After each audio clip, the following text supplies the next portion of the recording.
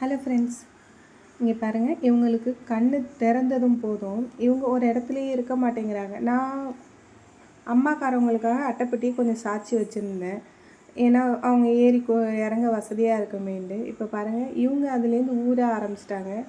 இதை அவங்க அம்மா பக்கத்தில் இருந்து ரசித்து பார்க்குறாங்களாம். இன்னும் அந்தளவுக்கு பெருசாக அம்மா எங்கே இருக்காங்கன்னு கண்டுபிடிக்க தெரியல. இருந்தாலும் ஊறி ஊறி பார்க்குதுவோ. அவங்க அம்மா அதை அங்கேயும் எங்கேயும் உட்காந்து ரசித்து பார்க்குறாங்க. இதில் வேறு அவங்க அம்மா ட்ரை பண்ணுறாங்க, நம்ம குட்டிங்களை இப்படியே கொஞ்சம் கொஞ்சமாக வேறு பக்கம் அழைச்சிட்டு போவோம். ஏன்னா ஹீட்டு அதாவது வெயில் காலமாக இருக்குங்களா, அட்டைப்பட்டியில் உட்காந்து அவளால் இருக்க முடியல அழகி. அதனால் குட்டிங்களை கொஞ்சம் அந்த பக்கம் தரைப்பக்கமாக அழைச்சிட்டு போய் தரையில் போட்டு படுத்துக்கலான்ற மாதிரி பார்த்துட்ருக்கு. அப்படியே பாருங்கள், ஒரு 2 குட்டியை அந்த இதுக்கு கீழே போட்டு வச்சுருக்கா. இந்த ஒரு குட்டிக்கு தான் தெரியல, அலைஞ்சிட்ருக்காங்க. அதை தூக்கிட்டு வராமல் உட்காந்து கிடக்கிறத பாருங்கள். ஏன்னா நாங்கள் தூக்கி கொண்டு விடுவோம்ல, அதனால்.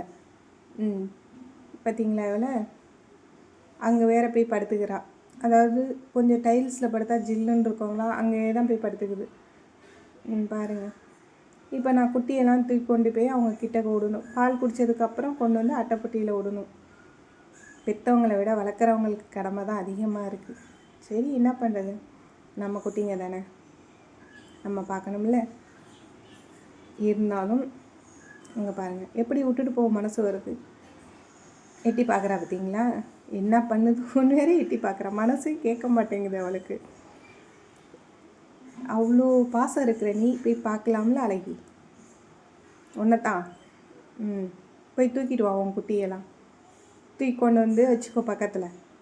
இதுக்கப்புறம் அநேகமாக ஹாலுக்கு கூட்டிகிட்டு போயிடுவான்னு தான் நினைக்கிறேன். அதை அடுத்த வீடியோவில் பார்ப்போம்.